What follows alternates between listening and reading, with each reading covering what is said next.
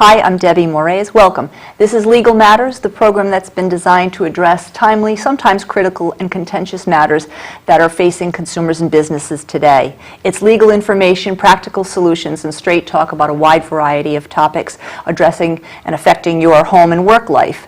Our last session, we discussed or began to discuss hospitality law. We focused specifically on one current case of a baker's salmonella poisoning. We touched on a few other topics there.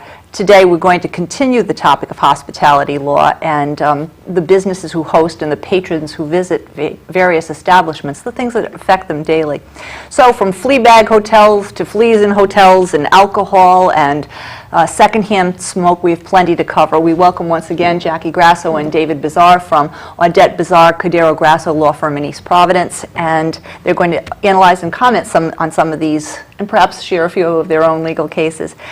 We had talked last time about some of the alcohol issues, and one other subsequent topic came up. You've talked about dram laws, drunken patrons in car accidents. Often in the headlines now are issues about people having traffic accidents. So the hospitality industry, I guess, is under siege. What happens when someone is at a hotel or a restaurant, drives a car, and then hurts someone, gets in a car accident? Apparently there are many suits that are being legislated, or suits, that are being brought to trial right now. What's your thought about that? Okay, well, there's two different issues I think that you can discuss when you talk about the Dram Shop Act in Rhode Island. Cases brought by innocent third parties who are injured by somebody in an auto accident where the person who caused the accident had been drinking at a bar and was served negligently. And in Rhode Island, the standard is that the person who caused the accident, the person who had been drinking, is liable for their negligence and can be sued. And if the damages are such that there's not enough money there to really compensate the innocent victim, they can also perhaps sue the bar where the person was served alcohol if they were served negligently. Apparently there are many who are going after those restaurants and hotels, actually going after the bar because they have the deeper pockets. Is that the only issue about that? Well, it could be, and you have to look at the amount of damages the innocent person suffered to determine whether or not it's financially feasible to do that and whether it's worth it, where you have somebody who was actively negligent in drinking and causing the accident in the first place. But it is a rule that all establishments that sell alcohol have dram shop or liquor liability insurance. So you know that there should be coverage if you have a client, if you're a lawyer and you have a client who was injured in an accident where the person who caused the accident had been drinking, and your research can show that they had been drinking at a bar and were served negligently. We can talk about what it means to serve somebody negligently. And what it means is the bar employees are supposed to be trained, they call it tips, to recognize when somebody has had too much to drink, and they, as any good person who's working at a bar knows or should have known that the person they're serving should be cut off and not served anymore, and they continue to serve them, that is negligent. If you serve somebody who's under the drinking age, that's negligence per se, perhaps, because the statute says you can't serve anyone under the age of 21. Now, the next question that you could ask is, can the person who was served sue the establishment? And the answer is that if that person was served recklessly, then you can sue on behalf of that person, even though they're the one who was drinking, because of the establishment being reckless in their conduct towards that party. So what would recklessness be? I use an example when I teach this at Johnson & Wales, is if somebody is at a bar and they look drunk and they should know that they're drunk, then if they continue to serve them, that's negligent. But if they're so drunk that perhaps they passed out on the bar, then look up and say, I'll have another beer, and you serve them that next beer after you've already known that they're so drunk they can't even stay awake, that's recklessness. What happens, I guess, picking up on what you were just saying a moment ago, even the underage drinking, we understand that all of the clubs, hotels, restaurants are supposed to be checking IDs, but if there is now among the clubs interest in having those underage nights continue, you can bet that there'll be more proliferation of those fake IDs. Where's the extent of the liability on the restaurateurs or the bars part then? they could lose their liquor license if they continue to serve people under 21. Quite often what you have is people undercover, police officers go undercover just to see if they are in fact checking IDs. Right. So they could put their license in jeopardy. And if you check somebody's ID and it's a very good fake, perhaps you're not negligent then. Okay. You've done what you're supposed to do. But if you look at one that you, as a reasonably experienced bartender or person working at a restaurant or bar should know that there's no way that's real, then you're going to be held negligent even if you checked. And it's not just restaurants or bars, it's also liquor stores that it applies to as well. Sure. So there could be some serious civil Consequences, yeah. absolutely. Okay. Relative to hotels now, Dallas Morning News reported 50,000 to 100,000 hookers traveling to the region when Super Bowl was happening. In excess of 50,000 hookers attended the NBA All-Star Game, Super Bowls, circuit girls, etc. When you know that that is likely to happen because of the clientele and the not just the numbers, but perhaps the caliber, well-heeled patrons, apparently there's also an issue about young children who are also unwilling participants somewhere in this worldwide sex trade, prostitution. Where's the limit of, where is the liability on the hotel's part to stay on top of who's just socializing and who's there for other reasons?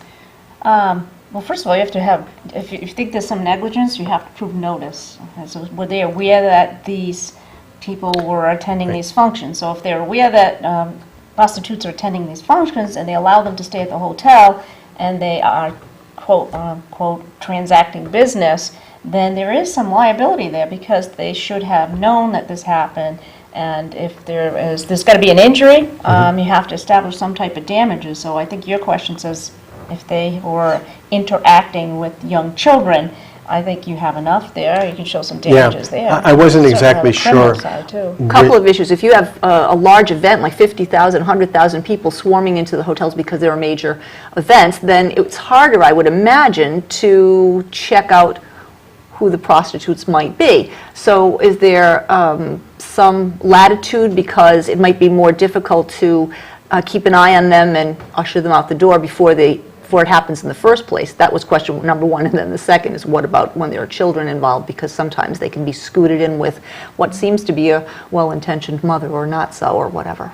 Yeah, I'm not sure what you mean by the children. Children who come in with some guests, perhaps a woman who's going to be involved in the transactions, as you're saying. Where's the liability among the hosts, the hotel owners, to watch out who that woman is, where that children or where those children are going, and whether or not there's likely to be some problem with those kids being involved in underage prostitution? How do you watch out for all of that? Well, you have to, I think Jackie's 100% right with what she's saying, is what notice does the hotel have that something like that's happening? If the hotel absolutely has a client who's renting a room, as they used to say, by the hour, but monthly, and is using it for purposes that they know aren't correct, legal, then they could have some liability. Where's the damages, though? That's another part. Show the damages. Right. So And you'd what's the have to injury? catch the child actually walking out with someone? Well, I think that part of your question alludes more to the criminal. That's Yeah. The criminal. criminal Right. liability. So to say that the hotel is responsible for, prostitute transacting Right. business with a child. Yeah, I don't see the see that. civil Yeah, part of the it, civil, but Jackie's yeah. right. If they're allowing a criminal activity to take place on their property and they're not doing anything to stop it, then perhaps in the statute somewhere about indoor prostitution or whatever liable. the Yeah. changes are in that law, there could be some liability. If they're making some money out of this transaction, so to speak, renting the room. But on a civil case where somebody's injured, it raises a lot of interesting issues. I don't know if we've talked about this in the past, but is the hotel liable if a prostitute comes onto their property and is walking along and trips and falls on a defective rug in their lobby? You know, what's her status on the property? Is she a Invitee, trespasser, an invitee, a licensee, whatever it is? And the answer is, even though she may have been there for what was otherwise illegal activity, activity. If she's injured because of the negligence of the hotel could be liable to the prostitute. That's an interesting twist, but makes sense, certainly. We'd like to keep you on your toes. Of course. There's a case that was cited in 2010 about the LAPD Vice Squad.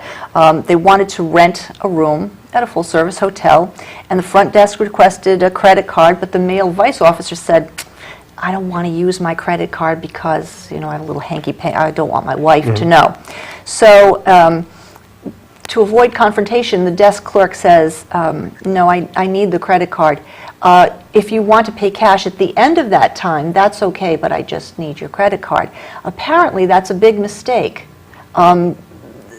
They said that that the hotel was keeping a disorderly house. I guess there's a problem about them not paying with cash. You need to have a credit card to show that you're doing business in a normal way of doing transactions, such as that would happen daily. Usually when you walk in, they will ask for a credit card. Is there something wrong with that? No, I think they asked for the credit card more just to secure payment. Correct. Yes. That's what I would That's think. really, And so there's nothing wrong with that. Is it not their business whether the man wanted to pay with cash? The reason he wanted to pay with cash, I wouldn't think is really within their purview to be all that concerned about. They want to make sure they get paid. Is that all he has to be liable for, making sure that he gets paid? Or if the guy says, I'm here with a prostitute, I don't want my wife to know. Is prostitution legal, or should he say, it's not there to moralize, they're not there to moralize, but is it illegal for him to say, no, the only way I can do business with you is if it's with a credit card and your cash is, this isn't right, or whatever? Now, are you asking, is the hotel liable for allowing the business. guy to even come in? With a prostitute. Or are you saying that they shouldn't be requiring him for the credit card? Well, there are two issues with it, right? But the prostitution issue first, which is he's told you outright that you the hotel clerk, he's told you outright he's there with a prostitute. So what do you do about that? He's already told you, you're liable, you know? It goes back to premises liability. If you know there's criminal activity going on in your establishment and you do nothing about it, then I think there could be criminal consequences. On the civil side, you still have to prove damages. So you have to show that there's an injury. Not only does the hotel have to be on notice that this was happening, you have to show some type of injury in order to file a case against them for negligence. So what's the injury? Was the guy injured as a result? I take all of my legal expertise from the movies. Yeah. So I'll go back to Pretty Woman. Pretty Woman. Right? Yeah. Most smart hoteliers, I guess, would say, you mean that's your niece? Yeah, don't ask questions. Right. And if Okay. no one else is being harmed and they're getting paid for a legitimate rental of a room, not a room rental by the hour, then I don't really see anyone pressing that issue. With regard to the credit card, I think it's more of a policy with each hotel. Some people don't have credit cards, so it's more of a customer service thing. If they want to pay cash, they want to pay cash. Maybe take a driver's license, a copy of a driver's license, something like that. But I can't see someone being turned away because they don't have a credit card. Of Right. course, one of the other implications, I believe, from the LAPD was not just about prostitution. Suppose that person had been there for other deadly or terrible reasons, drugs, it's murder, it's whatever this else is a is going on. different Now I've issue. got your card, I know who you are, and I Right. know where I'm going to provide you Yeah, and steal it. there's a couple of different issues there. Now, again, if let's say someone comes in to transact